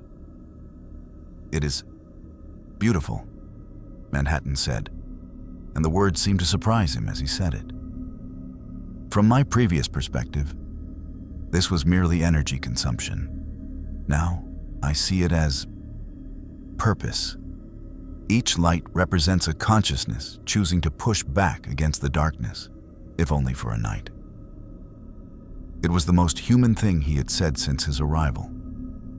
But the dark side would not let this moment stand. As night deepened, a disturbance ripped through the Force. A wave of pure, concentrated malice emanating from the planet's industrial lower levels. It was a summons, a beacon of dark power designed to be irresistible to a being curious about strong emotions. Vol Trask and his cultists had not been idle. They had gathered in a forgotten Sith shrine beneath the city, and they were performing a ritual fueled by their own lives, pouring their hatred, ambition, and hunger for power into the Force in a single, violent offering. The air grew cold. The lights on the platform flickered. Rey gasped, clutching her chest as the dark side energy washed over her. Manhattan turned his head, his gaze piercing through the city's layers to the source.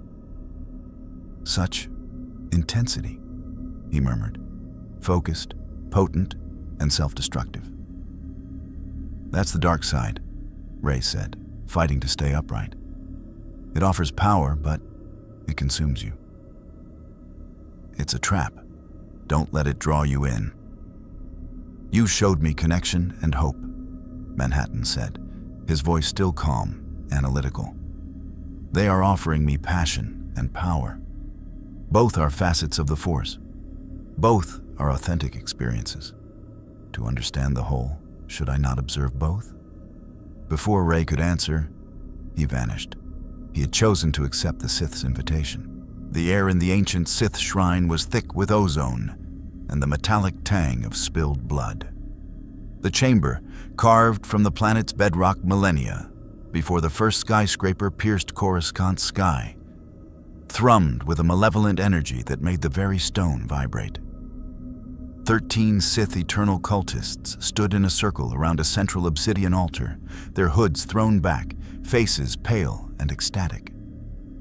Their life force, willingly given, streamed from them in crimson tendrils of energy, coiling into a vortex of dark side power above the altar. Vol Trask stood at the vortex's epicenter, his arms outstretched, his voice a guttural chant in the ancient Sith tongue. We offer you not the mewling hope of the Jedi. Trask screamed into the swirling darkness, his eyes burning with fanatical fire. We offer you truth, passion, the strength to impose your will upon the cosmos. Join your power to ours, and we shall forge a new order from the ashes of this weak and dying galaxy. The air shimmered, and Dr. Manhattan materialized within the circle. He did not appear as a giant, nor as a simple man, but as a being of pure, condensed potential. His blue form the only steady light in the chaos of crimson. He observed the ritual with the same detached curiosity he had applied to the market and the museum. You are killing yourselves, he noted, his voice cutting through the cacophony of dark chants. He watched the cellular decay in each cultist accelerate, their biological clocks spinning toward zero. You offer me your temporary existence to demonstrate a philosophy that glorifies the self, yet you annihilate the self in the process. The contradiction is notable. It is not a contradiction, it is transcendence. Trask roared, his body trembling as he channeled more power. The individual is meaningless. Only the legacy of power endures. We offer you the key. The dark side does not negotiate, it commands. It does not plead, it takes. This is the true nature of existence, stripped of the Jedi's pretty lies. Manhattan reached a hand into the vortex of dark side energy. He did not absorb it or fight it. He simply analyzed it. He felt the raw, chaotic will to dominate, the addictive rush of unfettered emotion, the seductive promise that one's own desires could reshape reality. It was potent. It was, in its way, as authentic as the galactic meditation. It was the universe's capacity for selfishness, amplified to a cosmic principle. I understand the appeal, Manhattan stated. This path offers certainty, the certainty of one's own primacy. It eliminates the ambiguity of moral choice by making all choices serve a single end: power. Yes, Trask exulted, mistaking analysis for agreement. Join us. Together we can... But it is a smaller truth, Manhattan interrupted, his voice still calm. You speak of legacy, but this energy is inherently consumptive. It creates nothing lasting. It only destroys. The legacy of the dark side is a graveyard. The Jedi's pretty lies, as you call them, create art, community, knowledge, things that persist and grow beyond the individual. Your philosophy is a dead end, literally. The cultists wavered, their chant faltering as the god's dispassionate analysis dismantled their fervor. The vortex of dark energy flickered. "You are wrong!" Trask shrieked, desperation clawing at his voice. He drew a ceremonial dagger and plunged it into his own heart, performing the ultimate sacrifice. Behold the power of true devotion. His life force erupted into the vortex, supercharging it.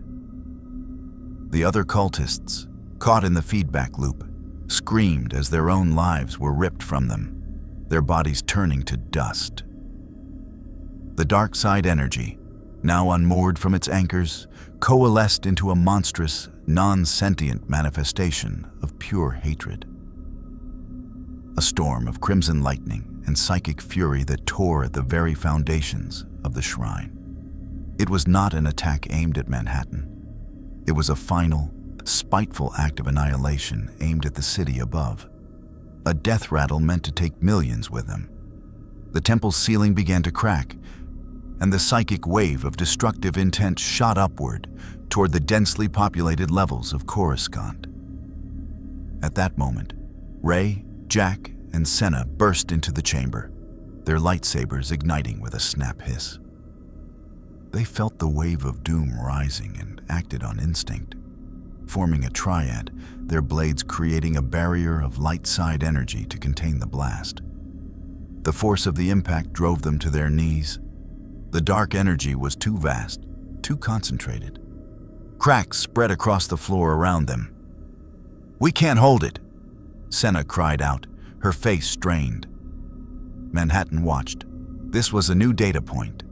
The Sith, faced with rejection, chose mutual destruction. The Jedi, faced with certain death, chose to sacrifice themselves to protect others. Both were choices. One created a cascade of death. The other created a moment of profound, selfless significance. He could have stopped it at any time. The energy was trivial to his power, but he had chosen to observe, to let the experiment run its course. Now, watching Rey and her students strain, their bodies pushed to the breaking point for the sake of strangers they would never know, he found his analytical detachment insufficient. He raised a hand. The raging storm of dark side energy froze, not contained, but unmade. The crimson lightning, the psychic fury, the very concept of the destructive impulse within that space, all of it was carefully, precisely disassembled at the quantum level. The air stilled. The crumbling stone of the shrine froze mid-fall, then gently resettled, its molecular bonds restored. The only evidence of the cultists was 13 small piles of atomic dust. The sudden silence was deafening. Rey and her students slumped forward, gasping, their lightsabers deactivating. They looked up at the blue god, who now regarded them with an expression that was no longer purely analytical. "You could have done that at any time," Rey said, her voice hoarse. "Yes," Manhattan acknowledged. "You let them die. You let us almost die. Their deaths were their choice. Your near death was a consequence of their choice and your own. I was observing the outcome." "And what did you observe?" Jack demanded, anger cutting through his exhaustion. Manhattan looked from the piles of dust to the 3 living Jedi. "I observed that the dark side offers a compelling but ultimately empty answer to the problem of existence. It is the universe's capacity for suicide. The light side..." He paused, his gaze settling on Rey. "The light side is the universe's argument for its own continuation. It is more complex, more fragile, and infinitely more valuable." He had not moved from the center of the circle, but he seemed different. The last vestiges of his detached God perspective seemed to have burned away in the dark energy's final flare. He was fully present in the moment, the experiment over, a conclusion reached. "You have your answer," Rey said softly, getting to her feet. You've seen both sides. Now what? Before he could answer, a tremor, different from the ritual's energy, shook the chamber. Alarms blared through the city levels above, not the panic of a supernatural threat, but the organized chaos of a military alert. A New Republic commander's voice crackled over Rey's comlink. Skywalker, the First Order remnant. They've mobilized. They're claiming the Blue God's presence is a Jedi trick and that the New Republic is compromised. They're attacking the Corellian shipyards. They say they're liberating the galaxy from our failed leadership during this crisis. Rey closed her eyes, a wave of despair threatening to overwhelm her. Even faced with cosmic annihilation, even after a moment of galactic unity, the old hatreds and ambitions resurfaced and the second the immediate threat receded. It was the same cycle that had plagued the galaxy for 1,000 generations. Manhattan observed her despair. He observed the new data. The Sith were extinct, but the impulse toward domination and conflict was not. It was woven into the fabric of organic civilization itself. They have learned nothing, Rey whispered. Or they have learned the wrong lesson, Manhattan said. They saw power beyond comprehension, and their response is to seize territory while it is distracted. It is predictable. He looked toward the ceiling, as if he could see through kilometers of city to the fleet movements in the space above. You asked what happens now, he said to Rey. The experiment is concluded. I have my answer. Now, I will provide one of my own. The core tenet of Dr. Manhattan's existence had been deterministic observation. He perceived effect following cause with mathematical inevitability. But the Force and the beings who wielded it had introduced a variable his universe lacked: genuine, willful deviation. The Sith had chosen self-annihilation. The Jedi had chosen self-sacrifice. And now, the First Order remnant, in the shadow of a galactic reprieve, had chosen to reignite war. It was not the most logical choice, but it was a choice, and its consequences would now be met with one of his own. He did not ask Rey for permission or coordinates. The information was already there in the panic of the military broadcasts, in the focused dread of the shipyard workers. He simply ceased to be in the Sith shrine and began to be elsewhere. The Corellian system was a tapestry of violence being woven in real time. The skeletal frames of half-constructed star destroyers hung in the void around the massive orbital shipyards.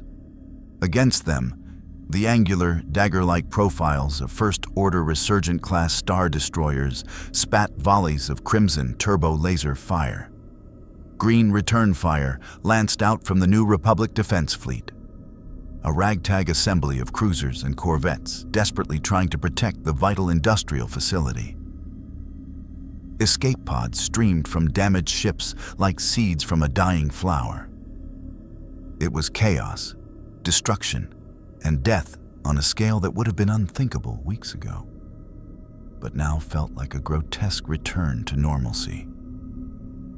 Admiral Yorick, commanding the First Order flagship Finality, watched his tactical display with grim satisfaction. The Republic is weak, distracted by their new god. Press the attack, destroy their command ship, and seize the shipyards intact. The galaxy will see who provides true strength in times of crisis.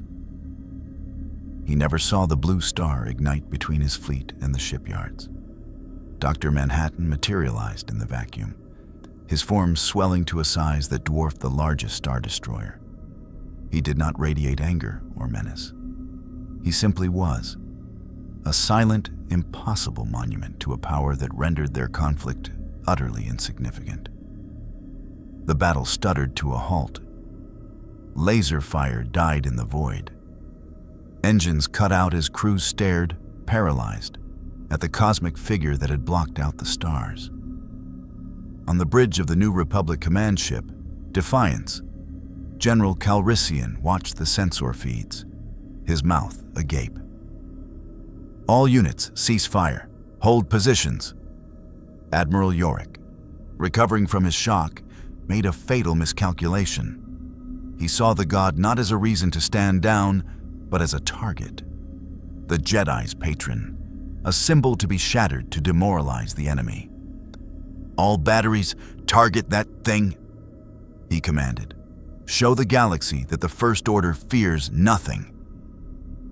A concentrated barrage of turbo-laser fire, capable of glassing a continent, lanced across the void and struck Dr. Manhattan's chest. The energy did not dissipate or reflect. It was simply processed. The light was absorbed, the energy converted, the very concept of the attack analyzed and filed away as data. Manhattan turned his gaze upon the finality. He did not raise his hand in anger. He simply looked. And the Resurgent-class Star Destroyer began to change. Its durasteel hull shimmered, its molecular structure rewriting itself. The sharp, aggressive angles softened, flowing into elegant, organic curves. The weapon emplacements retracted, replaced by viewports and communication arrays. The crimson markings lightened to a peaceful sky blue. In less than a heartbeat, the most powerful warship in the First Order fleet had been transformed into a colossal, non-threatening civilian starliner. Its engines, now designed for efficiency rather than combat, hummed softly. Inside, the stormtroopers and officers stumbled, their black armor and uniforms replaced by simple, comfortable civilian garb. Their blasters had vanished from their hands. The bridge consoles now showed star charts and passenger manifests. Admiral Yorick looked down at his own hands, now holding a datapad filled with logistics for food supplies and entertainment schedules. He screamed, a raw sound of utter, cosmic humiliation. The silence across the battlefield was absolute. Dr. Manhattan's voice resonated in the mind of every being on every ship, in every cockpit, on the shipyards themselves. It was not loud, but it was inescapable. "You have been given a singular opportunity," the voice stated. "The chance to continue your existence in a universe that has, against all probability, allowed you to survive an encounter with a power beyond your comprehension. Your response is to resume the petty squabbles that have defined your short, violent history. This is beneath you. It is beneath the potential you demonstrated." He turned his gaze to the other First Order ships. One by one, they were transformed. Destroyers became hospital ships, troop carriers became agricultural freighters, TIEs became sleek civilian shuttles. It was not destruction. It was repurposing, a forced evolution away from conflict. "You believe strength lies in the capacity to destroy," Manhattan continued, his attention now sweeping across the New Republic fleet. "You are incorrect. True strength lies in the capacity to create, to sustain, to choose a path of complexity over a path of simplicity. The Force has shown me this. Your own actions have shown me this." He gestured, and the damaged New Republic ships were restored, their hulls whole, their systems humming at peak efficiency. The wounded shipyards were repaired, the scars of battle vanishing as if they had never been. "I have consumed worlds to understand the nature of your existence. I have observed your darkness and your light. I have reached a conclusion. Your galaxy is flawed, chaotic, and often cruel. But it contains something mine did not: the genuine capacity for hope, for growth, for redemption. It contains the Force, which is the universe arguing with itself about what it means to be alive. This argument has value. He now floated before the viewports of the shipyards, his form shrinking to a more relatable scale, his eyes meeting those of the terrified, awestruck workers inside. My intervention ends now. I will not be your god, your weapon, or your destroyer. The path forward is yours to choose. But understand this. The next time your civilization teeters on the brink of self-annihilation through war or folly, there will be no reprieve from beyond the stars. There will be only the consequences of your choices. You have been reminded of your fragility. Do not waste the lesson. On Coruscant, Rey watched the live feed, tears streaming down her face. This was not the victory of a Jedi over a Sith, nor a rebel over an empire. It was something new. It was a correction. A cosmic parent stepping in not to fight the children's battle, but to take away the toys they were using to hurt each other, and to tell them to do better. Dr. Manhattan's final act was not one of power, but of symbolism. He reached out toward the center of the Corellian system. The star, a healthy yellow sun, flickered. For a single, heart-stopping moment, it winked out of existence, plunging the system into an absolute darkness, punctuated only by running lights. In that darkness, every sentient being felt the utter void, the total absence of energy and life. Then the star reignited, burning exactly as it had before. The message was unmistakable. I can unmake your sun on a whim. I choose not to. The power to end you has always existed in the universe. I am merely its latest manifestation. Your survival is not a right. It is a responsibility. When the light returned, he was gone. The Battle of Corellia was over. The First Order war machine had been dismantled, not in a blaze of glory, but with a quiet, undeniable demonstration of its own irrelevance. The New Republic fleet hung in the silence, their victory handed to them by a dispassionate God who had found them wanting, but worthy of a second chance. Back in the Coruscant shrine, Rey stood alone in the sudden quiet. The comlinks were buzzing with confused, jubilant, terrified reports. The blue god was gone. The immediate threat was over. The war was over. But as she reached out with the Force, she felt the galaxy trembling. Not with fear of the blue god, but with the terrifying, exhilarating weight of the freedom he had left them with. They had been judged, found flawed, and spared. Now, they had to prove that mercy was not wasted. The real work was just beginning. The silence Dr. Manhattan left behind was not the empty void of his departures, but a resonant, living quiet, like the moment after a great symphony ends.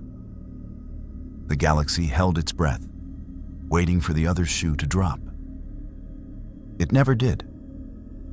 Scanners from the unknown regions to the deep core showed no trace of the blue energy signature. The Force, once screaming in warning, settled into a deep, contemplative hum. He was simply gone. In the weeks that followed, the transformation of the galaxy was slow, painful, and miraculous. The war was over, but not in the way anyone had anticipated. There were no surrender documents, no victory parades. The First Order hadn't been defeated. It had been made obsolete. Its remaining ships, those not present at Corellia, found their crews increasingly deserting, their purpose stripped away.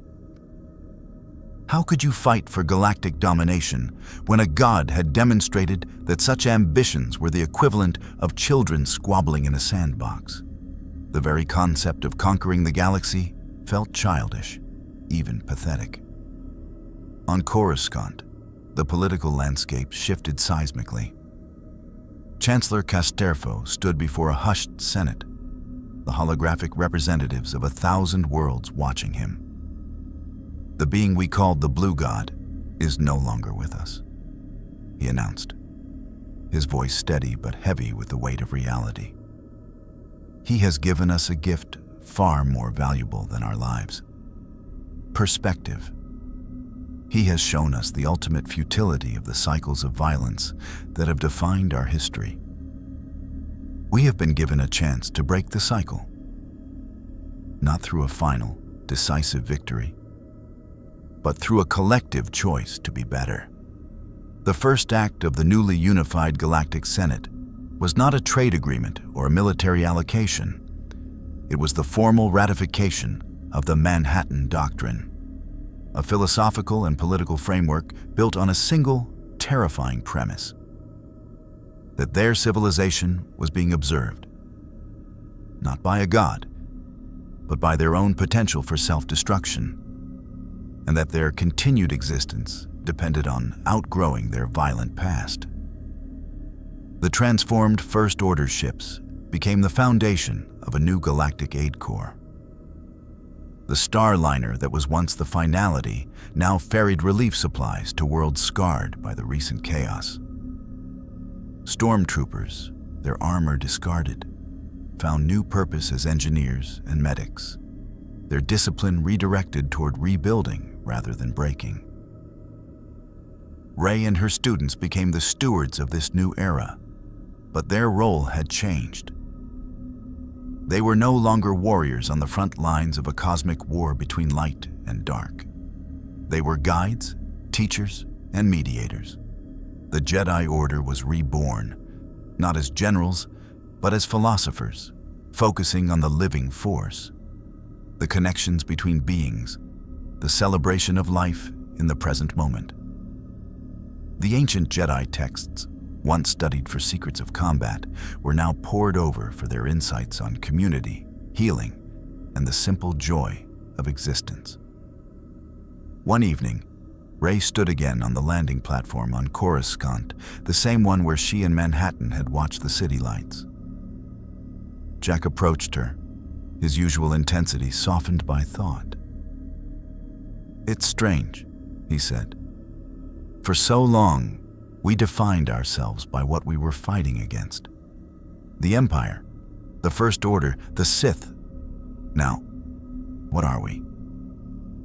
"We're what comes after," Rey replied, watching the endless stream of traffic, now filled with aid ships and cultural envoys instead of warships.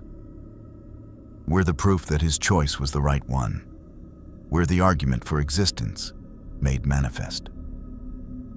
On the restored moon of Kashyyyk, the Wookiee elder Grosnak stood beneath the great trees, howling a new song.